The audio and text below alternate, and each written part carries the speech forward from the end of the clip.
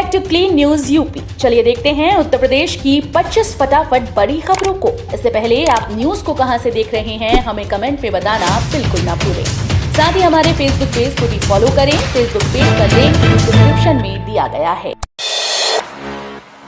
UP में बनेगा ODOP mall. 4 मंजिली building में गुलाबी मीनाकारी से लेकर ये चीजें बिकेंगी। वाराणसी के चांदपुर औद्योगिक आस्थान में 4 मंजिला ओडीओपी मॉल बनेगा। इससे सिल्क उत्पादों, गुलाबी मीनाकारी और लकड़ी के खिलौनों को प्रोत्साहन मिलेगा। उद्योग विभाग के मुख्यालय ने पिछले दिनों इसके निर्माण की स्वीकृति दी है। अब मॉल निर्माण का प्लान तैयार करने का निर्देश दिया गया है। औद्योगिक आस्थान में करीब 2 एकड़ क्षेत्र में फैले पार्क में ओडीओपी मॉल प्रस्तावित है। इस पार्क में पहले उद्योगों के लिए कोयला स्टोरेज होता था। यहाँ कभी फ्लैटेड फैक्ट्री बनाने की योजना थी। अब इसमें बदलाव करते हुए एक छत के नीचे उत्पादन के साथ बिक्री सुविधा उपलब्ध कराने का निर्णय लिया गया है। देश विदेश कहीं से घर बैठे लखनऊ में खरीद सकते हैं फ्लैट। अब देश विदेश से कहीं भी घर बैठे लोग आवास विकास के फ्लैट ऑनलाइन खरीद सकेंगे। यही नहीं, वो अपने पूरे फ्लैट का नक्शा, उसकी फोटो, साइज व अन्य खूबियां भी देख सकेंगे। मौके पर फ्लैट देखने के लिए उन्हें गूगल लोकेशन भी मिलेगा। फ्लैट खरीदने वालों को एक बार भी आवास विकास नहीं आना होगा। आवंटन पत्र भी उन्हें ऑनलाइन ही मिलेगा। केवल रजिस्ट्री के समय ही उन्हें आना होगा। ऑनलाइन बुकिंग कराकर 60 दिनों में एक मुश्त पैसा जमा करने वालों को कीमत में 5% की छूट भी मिलेगी। गोरखनाथ मेले में जुटने वाले श्रद्धालुओं के लिए राहत भरी खबर। 13 से 16 जनवरी तक इस रूट पर चलेंगी स्पेशल ट्रेन। मकर संक्रांति पर्व पर गोरखनाथ मेले में जुटने वाले श्रद्धालुओं की सुविधा को लेकर महाप्रबंधक चंद्रवीर रमण की अध्यक्षता में पूर्वोत्तर रेलवे प्रशासन की बैठक हुई।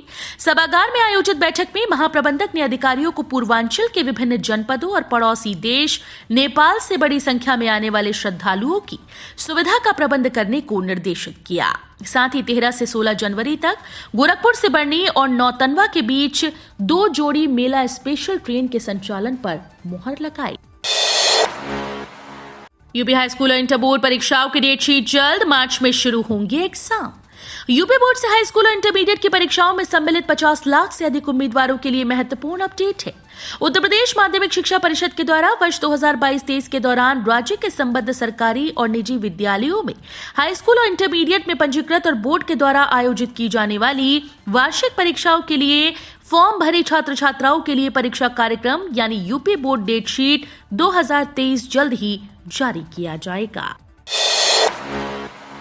मुख्यमंत्री योगी बोले, प्रयागराज कुंभ 2025 से पहले सफल होगा। अविरल निर्मल गंगा का संकल्प।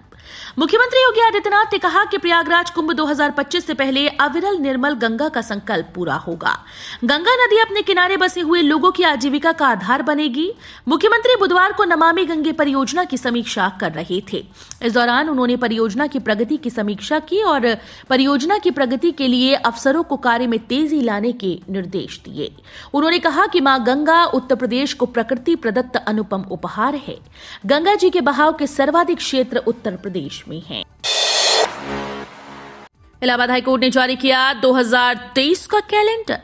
इलाहाबाद हाईकोर्ट ने 2023 का अपना वार्षिक कैलेंडर जारी कर दिया है। हाईकोर्ट के रजिस्ट्रार जनरल द्वारा जारी कैलेंडर के मुताबिक 2 जनवरी 2022 इलाहाबाद हाईकोर्ट का पहला कार्य दिवस होगा।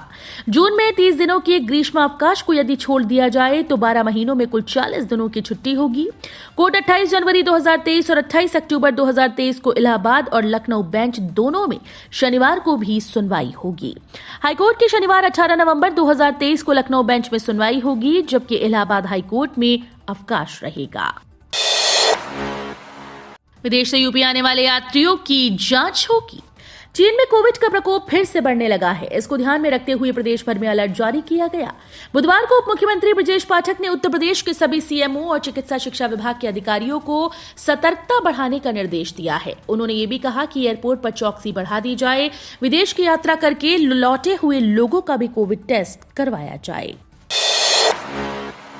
मदरसों में छुट्टी का दिन शुक्रवार की जगह रविवार को करने का प्रस्ताव। मदरसा बोर्ड के लखनऊ में हुई बैठक में मदरसों की छुट्टी का दिन शुक्रवार की जगह रविवार को करने का सुझाव दिया गया है। इस पर अभी कोई निर्णय नहीं लिया गया। मदरसा बोर्ड के चेयरमैन डॉक्टर इफ्तिखार अहमद जावेद ने कहा कि बहुत दिनों से मदरसों से जुड़े लोगों की ओर से इस बात को कहा जा रहा है कि छुट्टी का दिन शुक्रवार की बजाय रविवार किया जाए। विदेशी नस्ल का कुत्ता पालने के लिए पंजीकरण अनिवार्य। नगर विकास विभाग ने कुत्तों की आबादी को नियंत्रित करने के लिए आदर्श कार्यवाही प्रक्रिया जारी कर दी। एसओपी के मुताबिक अब विदेशी नस्ल का कुत्ता पालने के लिए नगर निकायों में पंजीकरण करवाना अनिवार्य होगा। साथ ही उनके नियमित टीकाकरण का प्रमाण पत्र भी मालिकों को देना होगा। इसके अलावा लखनऊ को छोड़कर शेष 16 नगर निगमों में 3 चरणों में एनिमल बर्थ कंट्रोल सेंटर का निर्माण कराया जाएगा। ज्ञानवापी प्रकरण में मुस्लिम पक्ष की निगरानी याचिका स्वीकार। वाराणसी के चर्चित ज्ञानवापी श्रृंगार प्रकरण में सर्वे आदेश के खिलाफ मुस्लिम पक्ष यानी अंजुमन इंतजामिया मसाजिद कमेटी की तरफ से दाखिल निगरानी याचिका बुधवार को जिला जज की अदालत ने स्वीकार कर ली। जिला जज डॉक्टर अजय कृष्ण विश्वेश की अदालत ने निगरानी याचिका सुनने के लिए 4 जनवरी की तिथि तय। घने कोहरे के कारण विमान सेवा प्रभावित, 7 उड़ानें निरस्त। वाराणसी के बाबतपुर स्थित लाल बहादुर शास्त्री हवाई अड्डे पर लगातार दूसरे दिन मौसम की मार पड़ी है। घने कोहरे के कारण दृश्यता कम हो गई। इसके चलते कई विमान हवाई अड्डे पर समय से नहीं उतर सके। 7 उड़ानें भी रद्द रहीं। विमानों के विलंबित होने से यात्रियों को परेशानी का सामना करना पड़ रहा है। कई यात्रियों का जरूरी काम छूटा जा रहा है। ओबीसी आरक्षण से जुड़ी याचिका पर कल भी नहीं आया फैसला, आज भी होगी सुनवाई। निकाय चुनाव में ओबीसी आरक्षण लागू किए जाने के मामले में हाईकोर्ट के लखनऊ बेंच में दाखिल जनहित याचिकाओं पर बुधवार को सुनवाई हुई। हालांकि समय की कमी के चलते सुनवाई पूरी न हो सकी। आज भी सुनवाई जारी रहेगी। इसी के साथ न्यायालय ने निकाय चुनाव की अधिसूचना जारी करने पर लगाई गई रोक को भी आज तक के लिए बढ़ा दिया है। किसानों की आय दुगनी करने के लिए बड़ी बड़ी कंपनीज के साथ एफपीओ के माध्यम से किया गया करार। केंद्र व प्रदेश सरकार किसानों के हितों को ध्यान में रखकर योजनाएं संचालित कर रही है। किसानों की आमदनी बढ़ने से गांव में खुशहाली आएगी। सिंचाई के साधन बढ़ाने से लेकर उन्नतशील बीज उपलब्ध कराने पर सरकार ध्यान दे रही है। ये बात प्रदेश सरकार के कृषि मंत्री सूर्य प्रताप शाही ने जालौन में जिला प्रशासन के द्वारा आयोजित मेमोरेंडम ऑफ अंडरस्टैंडिंग समारोह राजकीय मेडिकल कॉलेज ऑडिटोरियम में संबोधन के दौरान कही। किसानों की आय दुगनी करेगा फ्रांस, निवेश एमओयू को लेकर अखिलेश यादव का योगी सरकार पर हमला। उत्तर प्रदेश की योगी सरकार पर निवेश के नाम पर जनता को गुमराह करने का आरोप लगाते हुए समाजवादी पार्टी अध्यक्ष अखिलेश यादव ने दावा किया कि मंत्रियों और अधिकारियों की विदेश यात्रा के दौरान सिर्फ कागजी एमओयू ही बटोरे जा सके हैं। अखिलेश ने बुधवार को जारी बयान में कहा कि भाजपा सरकार निवेश के नाम पर किसानों को मूर्ख बना रही है। भाजपा ने 2022 तक किसानों की आय दुगनी करने का वादा किया था। किसानों की आय अभी तक दुगनी तो क्या हुई, उनका रहा सहा जीवन भी संकटग्रस्त हो चुका है। भाजपा सरकार की जब सार्वजनिक किरकिरी होने लगी तो अब किसानों की आय दुगनी करने के वादे को निभाने का ठेका फ्रांस की एक कंपनी को दे रही है। बसपा संगठन में बड़े बदलाव के बाद यूपी निकाय चुनाव के लिए प्रत्याशियों का ऐलान भी शुरू। बसपा प्रमुख मायावती ने निकाय चुनाव के लिए प्रत्याशियों की घोषणा के मामले में बाजी मार ली। संगठन में बड़ा बदलाव कर यूपी में नए अध्यक्ष की तैनाती के बाद निकाय चुनाव के लिए प्रत्याशियों का ऐलान भी शुरू कर दिया गया। मेयर के लिए पहले प्रत्याशी की घोषणा कर दी गई है। सहारनपुर में मेयर के लिए पूर्व विधायक और पूर्व पालिका अध्यक्ष इमरान मसूद की पत्नी सायमा मसूद को प्रत्याशी बनाया गया है। केंद्रीय शिक्षक पात्रता परीक्षा के प्री एडमिट कार्ड जारी। सीबीएसई ने केंद्रीय शिक्षक पात्रता परीक्षा के प्री एडमिट कार्ड जारी कर दिए। केंद्रीय माध्यमिक शिक्षा बोर्ड की ओर से सीटीईटी प्री एडमिट कार्ड जारी किए गए हैं। दिसंबर-जनवरी 2023 में आयोजित होने वाली सीटीईटी परीक्षा के लिए आवेदन करने वाले अभ्यर्थी अपने pre admit card official website ctet.nic.in पर जाकर डाउनलोड कर सकते हैं। अभ्यर्थी यहां दिए जा रहे डायरेक्ट लिंक से भी अपने एडमिट कार्ड डाउनलोड कर सकते हैं। आपको बता दें कि सीटीईटी की परीक्षा तिथियां अभी घोषित नहीं की गई हैं। उम्मीद है कि सीबीएसई की ओर से जल्द ही सीटीईटी 2022 की डेट्स जारी कर दी जाएंगी। कोलेस्ट्रॉल बढ़ना ही नहीं, कम करना भी खतरनाक। यूपी में हुई रिसर्च से बड़ा खुलासा। दिल की सेहत के प्रति सजग लोग बैड कोलेस्ट्रॉल घटाने को तमाम जतन करते हैं। कानपुर में मेडिकल कॉलेज की एक स्टडी के निष्कर्ष जानना ऐसे लोगों के लिए बेहद जरूरी है।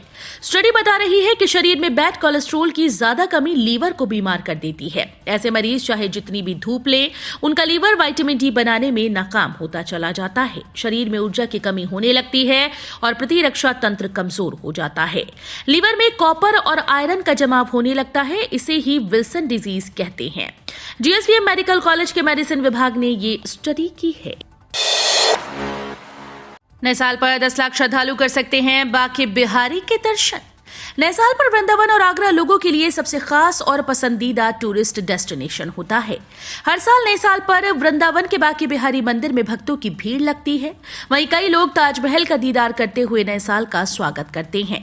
इस साल शनिवार को साल 2022 खत्म हो रहा है और रविवार से साल 2023 की शुरुआत हो रही है। ऐसे में वीकेंड को देखते हुए भी आगरा और वृंदावन में भारी भीड़ की उम्मीद है। एक अनुमान के अनुसार पूरे देश और खासतौर पर राजधानी दिल्ली से करीब 10 लाख लोग वृंदावन स्थित बांके बिहारी के दर्शन के साथ अपने नए साल की शुरुआत करते हैं। यूपी सरकार इस योजना के तहत स्टार्टअप को करती है फंड। उत्तर प्रदेश सरकार ने राज्य के विश्वविद्यालयों और कॉलेजेस में इंजीनियरिंग की पढ़ाई करने वाले छात्रों के लिए निधि IR नाम की योजना की शुरुआत की है। ये योजना उन इंजीनियरिंग छात्रों के लिए है जो मध्यम वर्गीय परिवार से आते हैं। इस योजना का उद्देश्य स्टार्टअप के लिए नए आइडियाज को बढ़ावा देना है। इस योजना के तहत सरकार इंजीनियरिंग छात्रों को लोन देगी ताकि छात्र खुद का स्टार्टअप शुरू कर अपने सपनों को उड़ान दे सकें। लखनऊ में सरकारी जमीन अपार्टमेंट बनाने वाली यजदान बिल्डर की संपत्तियां बेचेगा प्रशासन।